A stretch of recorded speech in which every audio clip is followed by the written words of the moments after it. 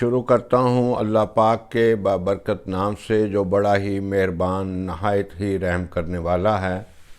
آپ دیکھ رہے ہیں سی ٹی وی اور میں ہوں طارق عثمانی۔ 2006 کے آغاز میں اسلام آباد میں سوئس ویزا سکینڈل کے نام سے سٹوری بڑی مشہور ہوئی تھی۔ ہر طرف اس کہانی کے چرچے تھے۔ ہماری وزارت خارجہ روزانہ کی بنیاد پر اس کیس پر بریفنگ دے رہی تھی۔ اس کہانی کی پہلی خبر بھی میں نے خود بریک کی تھی۔ اس وقت سفارتی حلقوں میں سب سے زیادہ زیر بحث یہی خبر تھی۔ سوئس سفارتخانہ عارضی طور پر بند کر دیا گیا۔ حکومت سوئس نے اپنا سفیر واپس بلا لیا اور اس سارے سکینڈل کی تحقیقات کے لیے وہاں سے 3 رکنی ٹیم بھیجی گئی تھی۔ پھر کیا ہوا؟ اچانک تحقیقات بند ہو گئیں۔ ہماری وزارت خارجہ کی روزانہ کی بریفنگ بھی بند ہو گئی۔ مجھے بھی اخبار کی انتظامیہ کی طرف سے فالو اپ کرنے سے منع کر دیا گیا۔ آج کے نوجوان انویسٹیگیٹر اور تحقیقاتی رپورٹر ایف آئی اے کی اس پرانی سٹوری سے کچھ ڈھونڈنے کی کوشش کریں تو انہیں اب بھی اس کے آگے کی بڑی خبریں مل سکتی ہیں۔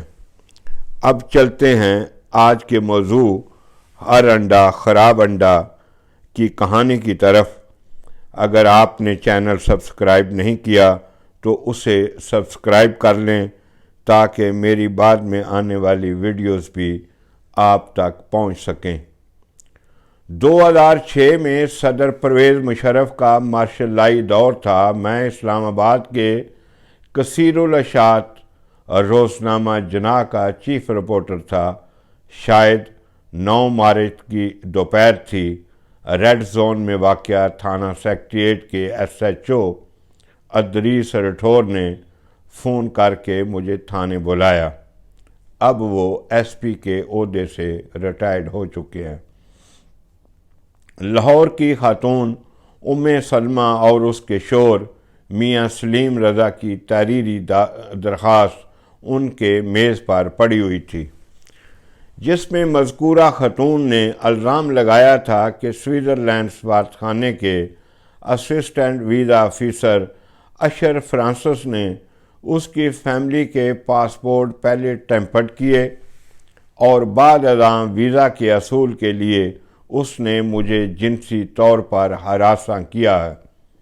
خاتون اور اس کا شوہر مقدمے کے اندراج کے لیے تھانے دار پر دباؤ ڈال رہے تھے۔ چونکہ یہ درخواست یورپی ملک کے ایک سفارتخانے سے متعلق تھی، میں نے اس دوست ایس ایچ او کو مشورہ دیا کہ وہ اپنے سینئر کی رائے لے لے۔ چنانچہ اس نے ایسا ہی کیا۔ درخواست کی ایک copy S S P Sikandar حیات کو بھجوا دی گئی اور دوسری قانونی رائے کے لیے ڈی ایس پی لیگل محمد نواز جوڑا کے دفتر ارسال کر دی گئی، اور میں نے صبح کے اخبار میں درخواست کے مندرجات کے مطابق خبر شائع کر دی۔ اس کے اگلے روز پاکستان بھر کے اردو انگریزی اخبارات میں یہ کیس سوئس ویزا سکینڈل کے نام سے چھپنا شروع ہو گیا۔ 20 اپریل 2006 کو متاثرہ خاتون ام سلمہ کی درخواست پر تھانہ سیکریٹریٹ نے لیگل رائے آنے کے بعد مقدمے کا اندراج کر لیا۔ سوئٹزرلینڈ کے سفارتخانے کے اسسٹنٹ ویزا آفیسر اشر فرانسس پر دھوکہ دہی، فراڈ اور خاتون کو جنسی طور پر ہراساں کرنے کے الزام میں تفتیش شروع ہو گئی۔ اخبارات روزانہ کی بنیاد پر اس کیس کو رپورٹ کر رہے تھے۔ پاکستان میں سوئٹزرلینڈ کا ویزا سیکشن بند کر دیا گیا اور سوئٹزرلینڈ کی حکومت کی جانب سے تحقیقات کے لیے 3 رکنی ٹیم پاکستان بھجوا دی گئی۔ سلمہ جیسے الزامات پر مبنی 22 شہریوں جن میں مرد اور خواتین شامل تھے نے مزید درخواستیں دے دیں۔ مزید سامنے آنے والے یہ کیسز اور ان الزامات نے دیگر 7 یورپی ممالک کے سفارت خانوں کو بھی اپنی لپیٹ میں لے لیا۔ سوئس ویزا اسکینڈل اب بین الاقوامی طور پر مشہور ہو چکا تھا۔ اس کیس کی اہمیت کو دیکھتے ہوئے حکومت پاکستان کی جانب سے وفاقی تحقیقاتی ادارے FIA کو مکمل چھان بین کرنے کی ہدایت کی گئی۔ وزارت خارجہ کی ترجمان تسنیم اختر اپنی ہفتہ وار بریفنگ میں سوئس ویزا کیس سے متعلق صحافیوں کے سوالوں کے جوابات دیتی رہیں۔ کیس کا مرکزی کردار اشر فرانسز گرفتار ہو چکا تھا۔ اس سے کی جانے والی تحقیقات اور اس کی نشاندہی کی روشنی میں جڑواں شہروں راولپنڈی اور اسلام آباد کے 6 بہت بڑے ٹریول ایجنٹس پکڑے جا چکے تھے، جن کے قبضے سے سینکڑوں ٹیمپرڈ پاسپورٹ اور جعلی دستاویزات برآمد ہو چکی تھی۔ سوئس ویزا اسکینڈل کی جوں تحقیقات آگے بڑھیں تو انکشاف ہوا کہ یہ ایک انسانی اسمگلنگ کا وسیع ترین نیٹ ورک تھا جو پوری دنیا میں چلایا جا رہا تھا، جس میں سفارت خانوں کے اہلکار بھی شامل تھے۔ ٹریول ایجنسیوں کی آڑ میں نامی گرامی شخصیات بھی شامل تھیں، اس میں سیاستدان بھی شامل تھے اور حکومتی وزراء بھی۔ درخواست گزار بھی جعلی تھے اور بعض بڑے نام والے صحافی اس انسانی اسمگلنگ کے دھندے میں ملوث پائے گئے۔ یورپ تک اس انسانی اسمگلنگ کے دھندے میں ملوث بڑے بڑے پردہ نشین بھی سامنے آ چکے تھے۔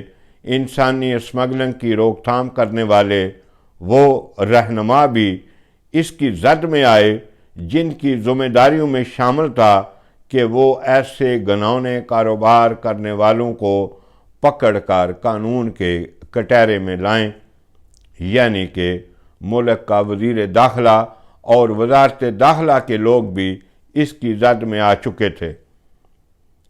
آج کے ہرس زدہ انسانوں کی اصلیت اور حقیقت کے نہ ختم ہونے والے واقعات نے مجھے یہ 15 سال پرانا سچا واقعہ یاد دلایا جو آج بھی پولیس اور FIA کی پرانی سرکاری فائلوں میں محفوظ ہے اور کیسوں کو کلوز کر دیا گیا ہے۔ معروف مذہبی اسکالر مولانا وحید الدین خان نے مجموعی انسانی ہرس کے واقعات کو اپنے اس پیرائے میں یوں بیان کیا ہے۔ تقریباً 1 درجن انڈے سامنے رکھے ہوئے تھے، بظاہر سب انڈے تھے، سبھی اوپر سے دیکھنے میں اچھے لگتے تھے، مگر جو توڑا گیا تو ایک کے بعد ایک سبھی خراب نکلتے چلے گئے۔ آخر میں یہ معلوم ہوا کہ ان میں کوئی ایک بھی اچھا نہ تھا، سارے انڈے اندر سے خراب تھے، اگرچہ بظاہر اوپر سے اچھے نظر آتے تھے۔ ایسا ہی کچھ حال آج کل کے انسانوں کا ہے۔ بظاہر دیکھنے میں ہر آدمی لگتا ہے، وہ عمدہ کپڑے پہنے ہوئے ہے، وہ خوبصورت باتیں کرتا ہے، اوپر سے ہر آدمی اچھا معلوم ہوتا ہے، ہر آدمی کے پاس اپنے کارناموں کی نہ ختم ہونے والی داستانیں ہیں، مگر جب تجربہ کیجئے تو معلوم ہوتا ہے کہ وہ اندر سے کچھ اور تھا۔ اوپر کے خوبصورت ہال کے اندر ایک انتہائی بدیت اور بالکل مختلف قسم کا انسان چھپا ہوا تھا۔ جب کسی سے لین دین ہوتا ہے، جب کوئی واقعہ پیش آتا ہے، جب شکایت اور تلخی کا کوئی موقع سامنے آتا ہے، جب کسی کے مفاد اور مصلحت پر ضرب پڑتی ہے، تو اس وقت معلوم ہوتا ہے کہ اندر کا انسان وہ نہ تھا جو اوپر سے دکھائی دے رہا تھا۔ خوبصورت کپڑوں کے اندر جو چیز چھپی ہوئی ہے وہ گندگی کے سوا اور کچھ نہیں۔ خود غرضی، ظاہرداری، فخر، حسد، غرور، موقع پرستی، تعصب، استحصال، یہی وہ چیزیں ہیں جو لوگ اپنے خوبصورت جسموں کے اندر چھپائے ہوئے ہیں۔ ہر آدمی بظاہر اچھا انڈا لگتا ہے، مگر توڑنے کے بعد آدمی خراب انڈا ہے۔ یہی آج کی انسانی دنیا ہے۔ گہرائی کے ساتھ دیکھیے تو آج کی دنیا میں صرف دو چیزیں نظر آتی ہیں: دکھ کی آہیں یا ظلم کے قہقہے۔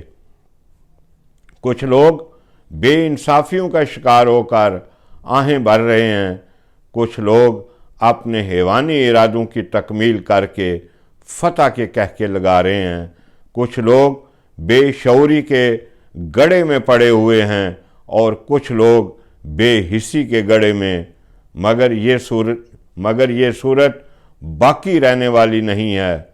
بہت جلد وہ وقت آنے والا ہے جب کہ انسان اپنے آپ کو ایک اور دنیا میں پائے گا، ایک ایسی دنیا جہاں فیصلے کا سارا اختیار خدا کو ہوگا، نہ کہ کسی انسان کو۔ یہ آج کی ایک پرانی کہانی آپ دوستوں سے شیئر کی ہے، اور اس کیس میں نے جو انویسٹیگیٹ کیا تو مجھے بھی مولانا وحید الدین خان کی طرح ہر انڈا خراب انڈا نظر آیا۔ جو اس وقت اشرف فرانسس کے خلاف دوست لکھ رہے تھے، بڑے بڑے نامی گرامی صحافی اس میں ملوث تھے، بڑے بڑے بیوروکریٹس اس میں ملوث تھے، اس میں بڑے بڑے سیاستدان ملوث تھے۔ میں آج کے نوجوانوں کو، آج کے جو انویسٹیگیٹر ہیں، بہت اچھے نوجوان پڑھے لکھے ہیں، ان کو میں دعوت دیتا ہوں کہ یہ جو کیس ہے، سوئس ویزا سکینڈل کیس 2006 کا FIA کی فائلوں میں اور اسلام آباد کی پولیس کی فائلوں میں دب چکا ہے، اسے کھنگالیے، اس میں سے آپ کو وہ چہرے بے نقاب ہوں گے جو آج بڑے خوبصورت لگتے ہیں، ان کا اندر آپ کو ان فائلوں میں سے ملے گا۔ بہت شکریہ۔ اللہ آپ کا اور میرا حامی و ناصر ہو۔